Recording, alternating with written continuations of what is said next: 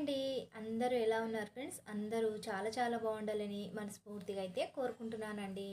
ఇంకా వాకిలి ఊడ్చేసుకొని ఇలా కడప కూడా కడుక్కొని, కడప కడిగేసుకొని ఇలా ముగ్గైతే పెట్టేసుకుంటున్నానండి.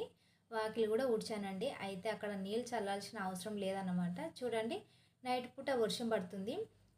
తెల్లారి వరకు అయితే భూమి ఇలా తడిగా ఉంటుంది. ఇంకా నీళ్ళు ఏం చల్లుతామండి, బురద బురద అవుతుంది కదా. అందుకే నీళ్ళైతే ఏం చల్లకుండా ఇలా వాకిలి ఊడ్చేసుకొని ముగ్గు అయితే పెట్టేసుకుంటానండి.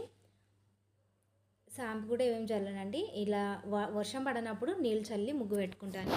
షాంపు అయితే వారానికి ఒకసారి అయితే చల్లుతాను, ఎప్పుడు చల్లను అన్నమాట. పెండ దొరకదు, అందుకని ఎక్కువ చల్లనండి. నేను ఇంత కష్టపడి ముగ్గేస్తే పక్కన నల్ల ఉందన్నమాట. ఆ నల్ల నీళ్ళు అయితే అప్పుడప్పుడు ఊసిపోయి కరెక్ట్ ఆ ముగ్గు మీదకే పోతాయి. నేను 10 నిమిషాలు కష్టపడి ముగ్గేస్తే ఎంతో ఇష్టంగా పెద్దగా చిన్నగా నీట్గా వేసుకుంటే ఆ నీళ్ళు అనేవి నల్ల అయితే ఊసిపోయి దాని మీదకి పోతుందండి. నేను వీడియో తీసే వరకు కూడా ఆగలేదన్నమాట. ఆ ముగ్గు అయితే పోయింది, నేను మొత్తం చూపించలేకపోయినా. ముగ్గు వేసిన వెంటనే కొద్దిసేపటికి వీడియో తీయడం మర్చిపోయినా. అందుకని ఈ విధంగా ఈ నల్ల ఉంది కదా, ఇది పైప్ అన్నది ఊసిపోయి నీళ్ళు అనేది ముగ్గు మీదకి పోయినాయండి. అందుకే ముగ్గు క్లియర్గా కనపడట్లేదు. ఇప్పుడైతే ఎండపలుపు కొద్దిగా వస్తుంది. చూడండి, చల్లగా ఉంటుంది, ఎండపలుపు కొద్దిగా వస్తుంది. నిన్న ఉతికిన బట్టలు అండి ఇవి, అస్సలు బట్టలు ఆరలేదు. అయినా వాషింగ్ మిషన్కే వేసిన, డ్రై అయిన తర్వాత ఆరేస్తే కూడా ఆరలేదనమాట. ఎందుకంటే వాతావరణం చల్లగా ఉంటుంది కదా, అందుకే మళ్ళీ ఇప్పుడు ఎండపొలుపుగా ఉందని తీసుకొచ్చి బయట అయితే ఆరేస్తున్నానండి. ఈ వానకాలం వచ్చిందంటే బట్టలు అస్సలు ఆరవండి.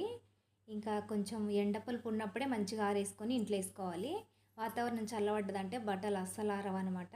ఈ పొద్దు నుంచి కొంచెం మధ్యాహ్నం వరకు అయితే ఎండగా ఉంటుంది, మధ్యాహ్నం నుంచి సాయంత్రం వరకు అయితే మొత్తం చల్లగా ఉంటుంది. బట్టలు అస్సలు ఆరట్లేదు.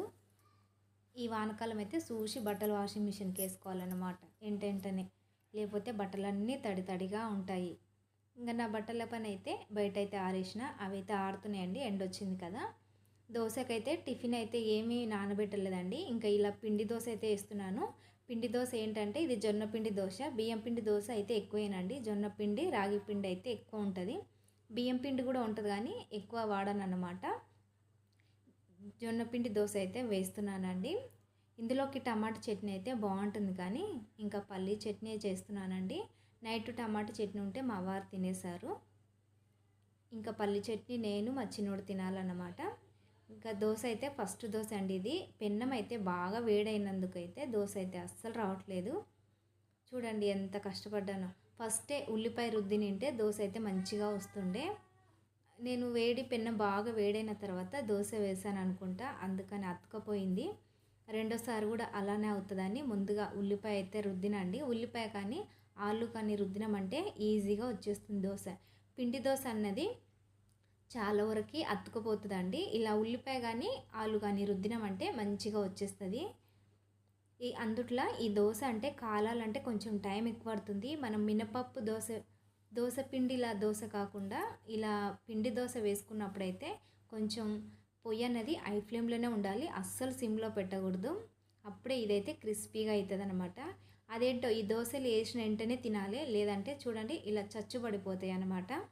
చూసారు కదా దోశలు ఎట్లయినాయో. వేసిన వెంటనే ఇలా తినుకుంటూ ఉండాలి, అట్లా వేసుకోవాలి, ఇట్లా తినాలి. చూడండి ఈ దోశ ఎంత బాగా కాలిందో కదా, ఇలా కాలుతుంది. ఈ దోశని ఇలా వేడిగా ఉన్నప్పుడే తినాలండి. ఇది కొంచెం చల్లారిందంటే చచ్చుబడిపోతుంది. టేస్ట్ అన్నది అంత మంచిగా ఉంటుంది. మంచిగా వేడిగా ఉన్నప్పుడు తింటే క్రిస్పీగా చాలా బాగుంటుంది. ఇందులోకైతే టమాటా చట్నీ అయితే బాగుంటుంది, కానీ ఇంకా టమాటా చట్నీ అంటే మావాడు తినడు. వాడి కోసమని పల్లి చట్నీ చేస్తా, ఇంకా అదే నేను వేసుకొని తింటానన్నమాట. ఇందులో కొంచెం మామిడికాయ చట్నీ వేసుకుంటే కొంచెం కారంగా బాగుంటుంది. ఉట్టి పల్లి చట్నీ తినలేం కదా, చప్పగా ఉంటుంది. మామిడికాయ చట్నీ అయితే టేస్ట్ బాగుంటుందండి, కారంగా. వంట అయితే అయిపోయిందండి. వంట అయిపోయిన తర్వాత ఈ విధంగా గిన్నెలన్నీ కడిగేసుకొని పెట్టుకున్నానండి. ఇంకా అంతేనండి. నా చిన్ని బ్లాగ్ అయితే మీకు నచ్చితే లైక్ చేయండి, అలాగే నా ఛానల్ అయితే సబ్స్క్రైబ్ చేసుకోండి friends. Thank you for watching.